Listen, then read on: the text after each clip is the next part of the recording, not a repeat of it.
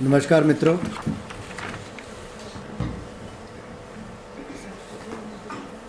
ये भारत के लिए सौभाग्य की बात है कि आज़ादी का 75वां महोत्सव हम मना रहे हैं और G20 की अध्यक्षता का अवसर भी मिला है। हमसे पहले भी कई देशों ने किया होगा, अपने हर संभव अच्छे प्रयास किए होंगे, लेकिन भारत में हो रहा G20 एक नए कीर्तिमान स्थापित कर रहा है, जहां एक और डिस्कशन, डेलिब्रेशंस, मीटिंग्स बहुत अच्छी चल रही हैं।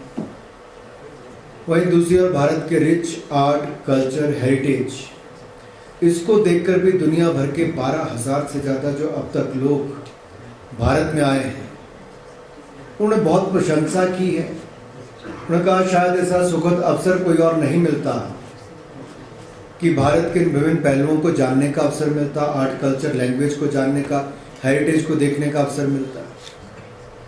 और जब मैं लेह में बैठकर ये बात कह रहा हूँ तो आप समझ ही सकते हैं कि Y20 की प्री समिट में लेह लद्दाख को क्यों चुना गया है।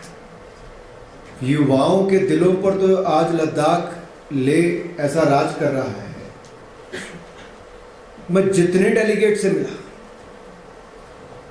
G20 कंट्रीज के, अगर देखा जाए गेस्ट कंट्रीज को मिला के 21 देशों ने भाग लिया। 103 हमारे यहाँ पर लोगों ने, रिप्रेजेंटेटिव्स ने यहाँ पर भाग लिया है।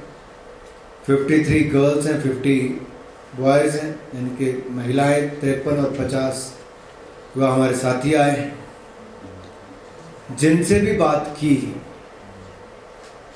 वो लद्दाख की खूबसूरती को देखकर, लेके यहाँ पर इस मीटिंग को करके, मोनेस्ट्री से लेकर नदी को देखकर, यहाँ के कल्चर को देखकर यही कहता है कि वो फिर वापस आएंगे परिवार के साथ, दोस्तों के साथ।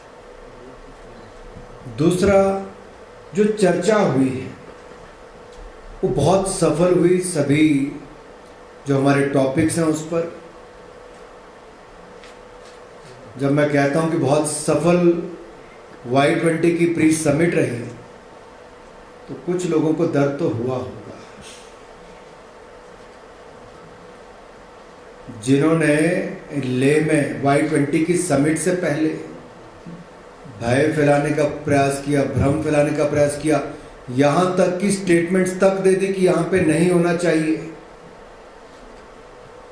लेह में हुआ भी और बहुत सफल Y20 की प्री समिट हुई है। मैं ऑन रिकॉर्ड कहना चाहता हूं, सभी सब्जेक्ट पर जो हमने टॉपिक चुने हैं, एक मत से यूनानिमसली चर्चा में भाग लेकर उसके आगे भी हम बढ़े और इस सही दिशा में हमारी Y20 की समिट जा रही है। और अगर मैं टॉपिक्स की बात करूं, जहां हम शेयर्ड फ्यूचर की बात करते हैं, youth and democracy and governance, तो भारत से अच्छा उदाहरण कहां होगा। दुनिया की सबसे बड़ी युवा आबादी वाला देश और युवाओं की भूमिका, जैसे स्टार्टअप इकोसिस्टम से लेके, एंटरप्रेन्योरशिप से लेके दुनिया भर की बड़ी कंपनीज में हमारी जो लीडरशिप मिली है। लेकिन जो चैलेंजेस भविष्य के हैं, फ्यूचर स्किल्स 4.0, उसको लेके क्या करना है। कोविड के समय भी जो चुनौतियां आई, रीस्किल, अपग्रेड योर स्किल्स, उसको लेके क्या, तो उस पर बहुत अच्छे सुझाव आए हैं कि टेक्नोलॉजी अडॉप्शन से लेके बाकी सब क्या होगा। मैं ज़्यादा विस्तार में तो जा नहीं पाऊंगा, लेकिन उस दिशा में बहुत अच्छे सुझाव आए। एजुकेशन, फॉर्मल एजुकेशन के बजाय साथ साथ नॉन फॉर्मल एजुकेशन का भी रोल क्या हो, ऐसे बहुत सारे लोगों ने मेरे सेशन वाले में भी बहुत अपने सुझाव दिए हैं। फिर जो क्लाइमेट चेंज एक चुनौती देश और दुनिया भर के लिए बनी है, तो डिजास्टर रिस्क रिडक्शन कैसे हो, making sustainable way of life कैसे हो। तो प्रधानमंत्री मोदी जी का जहां मिशन लाइफ भी हमने देश दुनिया के सामने रखने का प्रयास किया, भारत ने जो कदम उठाए हैं उस दिशा में, इंटरनेशनल सोलर अलायंस हो, ग्रीन हाइड्रोजन का हब बनाने की बात हो, हमारी रिन्यूएबल एनर्जी में अपनी टारगेट को समय से पहले पूरा करने की बात हो, कार्बन एमिशंस को कम करने की बात हो, ग्रीन इकोनॉमी खड़ी करने के लिए ग्रीन इन्वेस्टमेंट्स लाना और ग्रीन ग्रोथ, ग्रीन जॉब्स देने की बात हो, भारत ने जो कदम उठाए हमने उसको भी साझा किया है और अन्य देशों ने भी अपने सुझाव और अपने विचार उसमें किए हैं। पीस बिल्डिंग की जब हम बात करते हैं तो भविष्य सुरक्षित कैसे हो और पीसफुल कैसे हो, इसमें युवा के मन में तो सदा पीस के लिए ही रहता है। और जब भारत की बात आती है तो महात्मा गांधी के देश में इससे बड़ा उदाहरण क्या हो सकता है पीस का। और जिस धरती पे मैं आज हूँ, लेह में, हम कह सकते हैं भारत ने युद्ध नहीं बुद्ध दिए हैं। ये प्रधानमंत्री मोदी जी ने कहा और ये सही है। लेह की धरती से कहते हो और भी इसको बल मिलता है। और जब दो देशों के बीच में लड़ाई हो रही है अभी भी, तब भी प्रधानमंत्री जी ने कहा था today's era is not a war, democracy, diplomacy and dialogue are the such thing that touch world. तो सही मायने में जो G20 के देशों ने भी इसको स्वीकारा, उस समय युवाओं के बीच में भी जो अलग अलग पहलू देखने को मिले, युवाओं में एक अलग सी उत्सुकता थी कि ऐसा कैसे था कि जो पहले कभी मिलिटेंट्स रहे वो Y20 की कंसल्टेशन मीटिंग में आए। तो हम इसलिए बताना चाहते थे कि भारत की सरकार ने भी डायलॉग कैसे बना के रखा, पीस प्रोसेस के लिए सहयोग सबका कैसे मांगा, इन लोगों ने अपने हथियार कैसे डाले, उस दिशा में जहां हमने अपने विचार साझे किए हैं। दुनिया भर के सुझाव भी वहाँ पर आए हैं। और जहाँ पर ग्लोबल नॉर्थ और ग्लोबल साउथ की बात होती है तो ग्लोबल साउथ को लेकर तो सभी देश भारत की भूमिका की ओर भी देखते हैं। और निश्चित तौर पर भारत ने लगातार आवाज़ बनने का काम भी किया है। बहुत सारे देश साथ इकट्ठे होकर उस दिशा में हमने काम भी किया। एक जो विषय था preparing the workforce through the principle of unlearn, relearn and reskill, उसमें भी सॉफ्ट स्किल्स के ऊपर बल दिया जाए, इंक्लूडिंग कम्युनिकेशन एंड प्लानिंग, क्योंकि ये सोशियो इकोनॉमिक डेवलपमेंट के लिए बहुत एसेंशियल है, ज़रूरी है। और प्लानिंग और एंटरप्रेन्योरशिप, ये जो एजुकेशन में है, ये बहुत इम्पॉर्टेंट है हमारी जीडीपी की ग्रोथ के लिए। आपने देखा होगा एक क्वेश्चन बीच में आया कि भारत में इतनी एंटरप्रेन्योरशिप स्किल कहाँ से है, तो मैंने कहा हमें तो जन्मजात ही है या तो बॉर्न एंटरप्रेन्योर्स है। और कोलैबोरेशन, फिर जब बात आई कि कोलैबोरेशन अन्य देशों के साथ कैसे हो, नई इंडस्ट्रीज, नई जॉब्स कैसे क्रिएट हो, और इनोवेशन जो होती है, कई बार देखते हैं कि पेटेंट्स और अपनी टेक्नोलॉजी को लोग साझा करने के लिए तैयार नहीं होते। तो दुनिया के हित में कोलैबोरेशन भी होनी चाहिए, शेयर्ड इनोवेशन भी होनी चाहिए, और प्रोग्रेस बहुत महत्वपूर्ण है। और इनोवेशन जो सोशल इश्यूज को लेकर है, उनको प्रायोरिटी पर रख के उसको भी सॉल्व करने के लिए कोई ना कोई उसके हल निकलने चाहिए। और हल युवाओं के माध्यम से ही, रिसर्च के माध्यम से ही और स्टार्टअप्स के माध्यम से ही निकल सकता है। उस दिशा में भी सुझाव आए हैं। हेल्थ वेलबींग पर मुझे खुशी इस बात की है कि लोगों ने माना कि ट्रेडिशनल मेडिसिन का भी एक बहुत बड़ा रोल हो सकता है। और कोविड के समय तो हमने देखा, योगा हो या आयुर्वेदा हो, दोनों की ही भूमिका रही। भारत में प्लांट बेस्ड ट्रेडिशनल मेडिसिन है, दुनिया के एक दो देशों में एनिमल बेस्ड ट्रेडिशनल मेडिसिन है। तो एक तरह से भारत की ट्रेडिशनल मेडिसिन, आयुष की जब मैं बात करता हूँ तो उस और आयुर्वेदा, यूनानी, सिद्धा, होम्योपैथी, इन सब पे बहुत बल मिला है।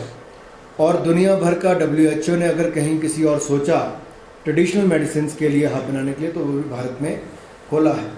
लेकिन मेडिसिन के साथ साथ वेलबींग की बात भी आती है। तो इंडिजीनियस स्पोर्ट्स को बल भारत ने कैसे दिया, हमने उस दिशा में बात कही कि खेलो इंडिया में हमने कैसे कैसे क्लैरीपट्टू, थांग टा, मलखम्ब, ये सबको भी किया है। और बाकियों ने भी अपने सुझाव दिए कैसे स्पोर्ट्स हेल्थ और वेलबींग के लिए बहुत इम्पॉर्टेंट है।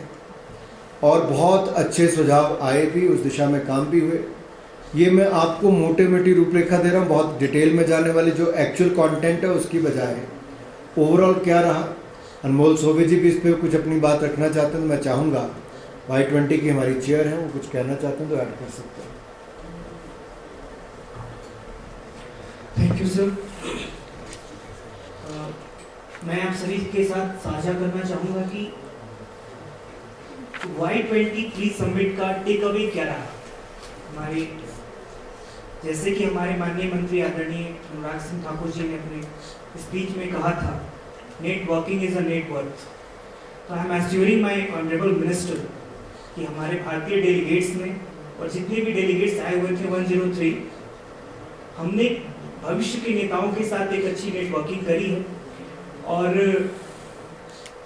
मैं ये कहना चाहूँगा कि Y20 टीम जो आज उपस्थित थी वो ना केवल G20 कंट्रीज के प्रोग्रेस में काम करेगी, जो हमने बात करी है एक मत से, जो पांचों थीम पे सभी लोग राजी हुए, ये दिखाता है कि आने वाले भविष्य में G20 कंट्रीज के Y20 टीम पूरे विश्व की शांति, एकता, प्रोग्रेस के लिए काम करेगी। Thank you.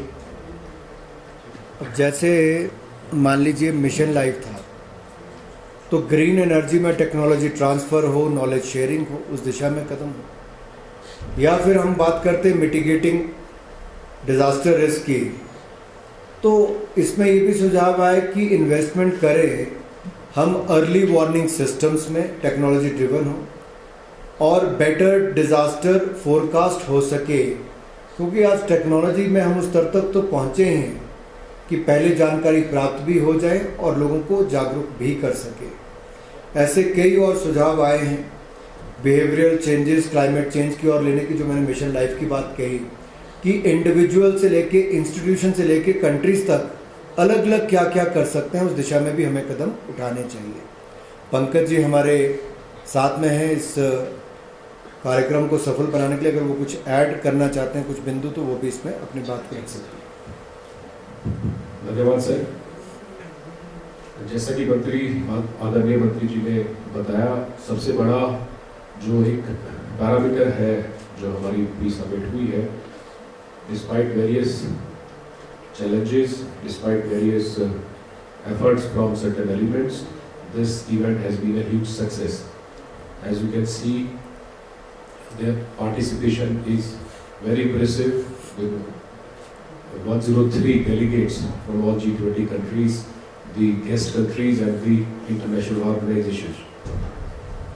And the biggest success is in the form of the consensus that has been built on all 5 themes. As Honorable Minister has mentioned, the discussion points. So it is heartening to note that we have had consensus on all these 5 themes and the sub-themes. Here I would like to mention and acknowledge the role of the Ladakh administration, Leh and Ladakh administration, for extending their valuable support in making all these arrangements despite so many logistical challenges. I am sure that by conducting this pre-summit here, the number of people coming to Ladakh will increase manifold, and I can assure that the vision of Youth 20 it has in fact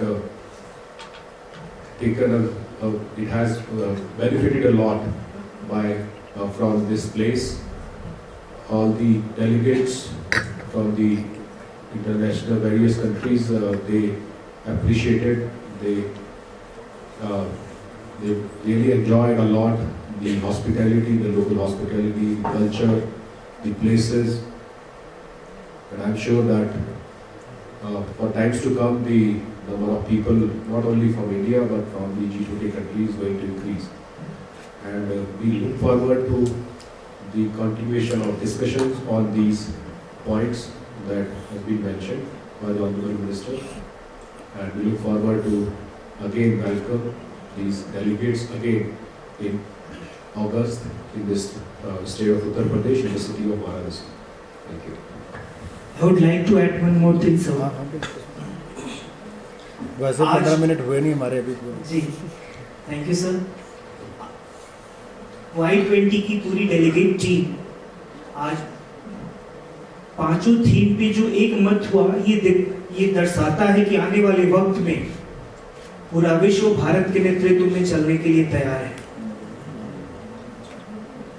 और ये एक मत होना अपने आप में बहुत बड़ी बात है। आदरणीय मंत्री जी ने जैसा कहा, यहाँ Y20 प्री समिट होना अपने आप में एक बहुत बड़ी बात है, और यहाँ एक बहुत अच्छा मैसेज जो पूरे विश्व ने दिया है कि हाँ, भारत के नेतृत्व में आने वाले वक्त में वो they are ready to work with India, under India, with India. Thank you.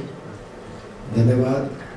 और जहां पर ये कार्यक्रम इतना सफल हुआ है लेह में, मैं यहाँ के लोकप्रिय सांसद जामिया नामग्याल जी से अनुरोध करता हूँ और धन्यवाद भी करता हूँ कि आपने जो आयोजन किया है बहुत सफल है। LG महोदय का, CEC का, डिविजनल कमिश्नर महोदय भी यहाँ पर हैं। देखिए, लोग बहुत सारी जगह पर जाते हैं, लेकिन गुणगान करने से जहाँ ना रुके, ये अपने आप में ऐसी छाप लद्दाख से छोड़ी है। ये बहुत बड़ी बात है। नहीं तो इतना दूर आप देखिए, अर्जेंटीना, ब्राजील, मैक्सिको, दिल्ली तक पहुंचने में ही 24-24 घंटे कम से कम इनको लगते हैं। उसके बाद लद्दाख आना और फिर यहाँ पर 12,000 की फीट की हाइट पर आकर किसी कॉन्फ्रेंस में हिस्सा लेना और उसके बाद मुस्कुराते हुए चेहरे लेकर वापस आना, शानदार यादें लेकर जाना, बहुत कुछ कहता है जी। ये हमारी ताकत है। और शायद ये दिल्ली जैसे बड़े शहरों तक G20 Y20 होकर रह गई होती तो हम दुनिया को भारत की ताकत ही ना दिखा पाते। और लद्दाख की एडमिनिस्ट्रेशन ने दिल से करके दिखाया है। डेलीगेट्स बहुत खुश हैं। 103 में से शायद एक ने भी ये नहीं कहा। मैंने तो हर किसी से पूछा बीच में, जब खाना खाने के बाद अभी बाहर फिर अपने सेशन में, they were so happy, so happy. It speaks volume of the hospitality of India and how India can host the events, and to the magnitude of the kind of hospitality we give. The people of Ladakh are also very, very warm. That is also very important. If you look at from northeast to the northern belt of Jammu Kashmir, Ladakh, Himachal, Uttarakhand, they're basically into the hospitality industry, and that is why when anyone comes here, Atithi Devo Bhav, उसको सिद्धार्थ करके दिखाते हैं। ज़्यादा समय नहीं लूँगा क्योंकि नामग्याल जी को मैं चाहूँगा कि वो भी अपनी बात यहाँ पर रखें। बहुत बहुत धन्यवाद माननीय मंत्री जी। मैं सबसे पहले पूरे लद्दाख वासियों की ओर से माननीय यशस्वी प्रधानमंत्री नरेंद्र मोदी जी को आभार प्रकट करना चाहूँगा, क्योंकि G20 एक इंटरनेशनल लेवल इवेंट जिस तरह हमारे देश के अलग अलग कोने में, अलग अलग सिटीज़ में हो रहा है, उसी में लद्दाख में भी इसका एक पार्ट हो, ये प्रधानमंत्री जी ने इंश्योर किया। और मैं माननीय मंत्री अनुराग ठाकुर जी को भी बहुत बहुत आभार प्रकट करना चाहूँगा। आप स्वयं लद्दाख आके इस चीज़ का इंश्योर किया कि यहाँ पे G20 सक्सेसफुली इस Y20 का प्री समिट हो। हम सब आपको बहुत बहुत आभार व्यक्त करते हैं। Ladakh one of the best tourism destination के तौर पे जाने जाते हैं, लेकिन उसके अलावा भी यहाँ के जो डाइवर्स कल्चर, यहाँ के लोग, यहाँ के हम्बल, यहाँ के कल्चरल कोएग्जिस्टेंस, यहाँ के क्लाइमेट, यहाँ के इन्वायरमेंट, सभी चीज़ मुझे लगता है प्रधानमंत्री जी ने इस चीज़ को इसीलिए चुना है क्योंकि लद्दाख से पूरे दुनिया बहुत कुछ सीख सकते हैं।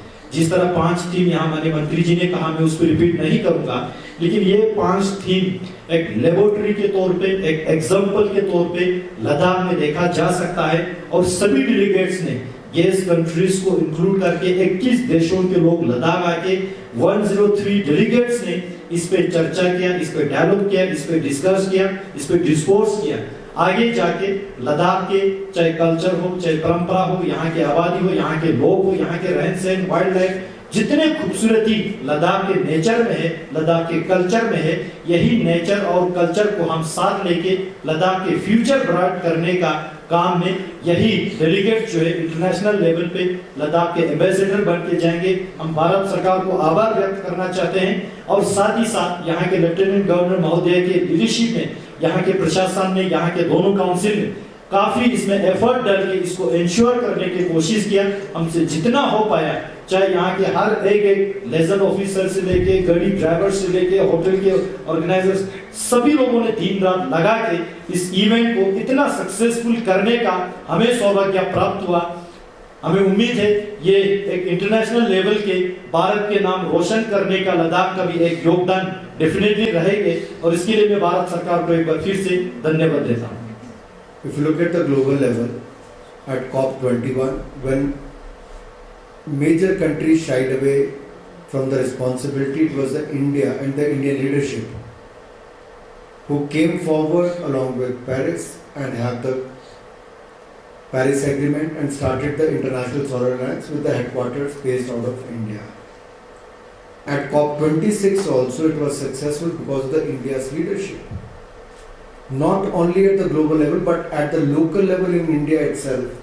Also looking at the sustainable development goals and cutting down the carbon emissions. Though per capita emissions are much lower as far as India is concerned, but India is still working in that direction to become the leader as far as the green growth is concerned, green economy is concerned, green jobs are concerned, and less carbon emissions. So that is why as far as the renewable energy is concerned, we have fulfilled the target of 2025 4 years in advance in 2021, and the target of 2030 will be achieved by 2025. That clearly shows the India's intentions towards cutting down the carbon emissions, having a better life and better future for the world, and India wants to lead that way. And here at the Y20 dialogue, there was a good dialogue, discussion, deliberations, and finally, as rightly said, that unanimously we have agreed on certain points, which is a good thing for any conference, that unanimity is there, which is very difficult. And on all 5 themes, if unanimously you come together and prepare a paper in a pre-summit and move towards the main summit, that's a right step in the right direction. Thank you. Anyone else? So let me conclude it in 2 minutes to give you a compact bite, and that will work for you. So friends, let me first thank all the delegates from across the world. From 21 countries, we had 103 representatives in the Y20 summit, pre-summit at Leh Ladakh. All the delegates were very happy with the rich culture, traditions, and the way we hosted them. They were mesmerized with the beauty of Leh Ladakh. And the best thing is, we had a great discussion, deliberations, and the dialogue what we had helped us to prepare the communique. In that direction the paper is moving. On most of the themes, 5 of them, the areas what we had picked, we were unanimous in the approach, and this will lead towards a great summit finally in the month of August in Varanasi. I'm glad to say, that 21 countries, 50 out of that 103 representatives, 53 were women and 50 were men. When we took the feedback, they were so happy with the organization of the Y20 in Ladakh and seeing the Indian culture. I still remember when I was in Assam, the previous chair from Indonesia, Michael, I think. He came and he spoke to me. He said, "We can't believe what you have done in India for the G20. I wish we would have done that in Indonesia. We missed the bus." Now Brazil is coming and saying, "You have set very high standards. Whether we will be able to achieve it or not." All we have tried to do is the thousands of years culture, rich heritage and tradition. We should showcase it to the world. We should show that also, but at the same time, the new India, the India which is moving in the right direction, which is giving leadership in many areas, which is becoming stronger with each passing day, from the field of technology to the pharma and to the space to the drone. We are moving in different sectors and leading that ways, and I'm sure they will have a lot of takeaways. Many countries, their representatives wanted to come and collaborate, associate in certain areas, especially in the field of emerging technologies. They were very keen. So I think parallel to the, or maybe apart than this Y20 conclave, Y20 pre-summit, they have interest in many other areas of the policy research and to work in collaboration from youth to youth dialogue in future also, so that post this summit, when you come out with a communique and the paper, how to implement it in their respective countries, how to take it forward. They still want to continue that post that also, I think, which is a great sign that there is more bonding among them. There is a network being created not for today but for future as well. I think that is a big takeaway for us. Thank you.